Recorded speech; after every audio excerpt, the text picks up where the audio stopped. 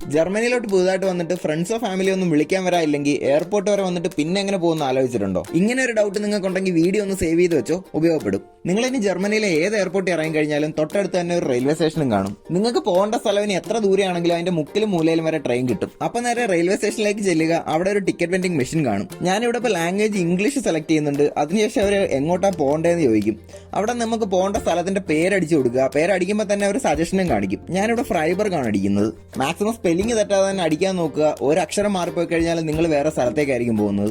അതിനുശേഷം വരുന്ന വിൻഡോയിൽ ഡീഫോൾട്ട് ആയിട്ട് തന്നെ സിംഗിൾ ജേണിയും അതുപോലെ തന്നെ സെക്കൻഡ് ക്ലാസ്സും എല്ലാം ഓട്ടോമാറ്റിക്കലി സെലക്ടഡ് ആയിരിക്കും. നെക്സ്റ്റ് വിൻഡോയിലേക്ക് വരുമ്പോഴത്തേക്കിന് നമുക്ക് ഇമ്മീഡിയറ്റ് ആയിട്ടുള്ള ഒരു ടിക്കറ്റോ അല്ലെങ്കിൽ ഒരു സ്പെസിഫിക് ടൈമിലേക്കുള്ള ടിക്കറ്റോ എടുക്കാൻ പറ്റും. അതിനുശേഷം വരുന്ന വിൻഡോയിൽ എത്ര അഡൾട്ട്സ് ഉണ്ട്, എത്ര ചിൽഡ്രൻസ് ഉണ്ടെന്നുള്ളത് സെലക്ട് ചെയ്യുക, നെക്സ്റ്റ് അടിക്കുക. ബാൻ കാർഡും ബോണസ് കാർഡും ഒന്നും ഇല്ലാത്തതുകൊണ്ടെല്ലാം നെക്സ്റ്റ് അടിച്ച് വിടുക. ശേഷം വരുന്ന വിൻഡോയിൽ നമുക്ക് അവരുടെ ഒരു പ്രൈസ് റേഞ്ച് കാണാൻ പറ്റും. RB, RE, IC തുടങ്ങി പലതരം ട്രെയിനുകളുടെ ഓപ്ഷൻ ഇവിടെ കാണാൻ കഴിയും. ഇതിനകത്ത് RBയും REയും മാത്രമാണ് ഇവിടുത്തെ പബ്ലിക് ട്രെയിനുകൾ.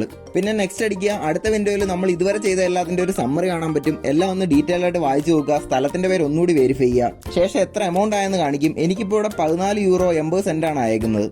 തൊട്ടടുത്ത് തന്നെ ഒരു മെഷീനും കാണും. ആ മെഷീനിലും ഈ സെയിം എമൗണ്ട് തന്നെ കാണിച്ചേക്കും.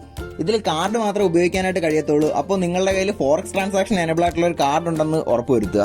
ഫോറക്സ് കാർഡുകളെ കുറിച്ച് അറിയണമെന്നുണ്ടെങ്കിൽ ഒന്ന് കമന്റ് ചെയ്തേക്കുക. അതിനെക്കുറിച്ച് ഡീറ്റെയിൽ ആയിട്ടൊരു വീഡിയോ ചെയ്യാം. ശേഷം അവിടെ കാണുന്ന ആ ഒരു പ്ലേസിൽ കാർഡ് വെക്കുമ്പോൾ തന്നെ നമുക്കവിടെ ടിക്കറ്റ് കിട്ടും. ഞാനിപ്പോൾ ഇവിടെ കാണിക്കുന്നത് നേരത്തെ ഇവിടെ ആരോ എടുത്തു വെച്ചിട്ട് പോയൊരു ടിക്കറ്റാണ്. അപ്പോൾ ഇത്രയേ ഉള്ളൂ. ഈ ഒരു ടിക്കറ്റുമായിട്ട് നിങ്ങൾക്ക് ആ പറയുന്ന പ്ലാറ്റ്ഫോമിൽ ചെന്ന് ട്രെയിൻ കയറി പോകാൻ പറ്റും. ഇതല്ലാതെ നമുക്കിങ്ങനെ ഒരു ബസ് ബുക്ക് ചെയ്യാൻ അറിയണമെന്നുണ്ടെങ്കിൽ അതും കൂടി ഒന്ന് കമന്റ് ചെയ്തേക്കുക. അതിനെക്കുറിച്ച് ഒരു വീഡിയോ ചെയ്യാം. അപ്പോൾ ജർമ്മനിലേക്ക് വരാനിരിക്കുന്ന നിങ്ങളുടെ ഫ്രണ്ടിനോ അല്ലെങ്കിൽ ഒരു ഫാമിലി മെമ്പറിനോ ഈ ഒരു വീഡിയോ ഒന്ന് ഷെയർ ചെയ്ത് കൊടുക്കുക. അപ്പോൾ മറ്റൊരു വീഡിയോ ആയിട്ട് നമുക്ക് വീണ്ടും കാണാം.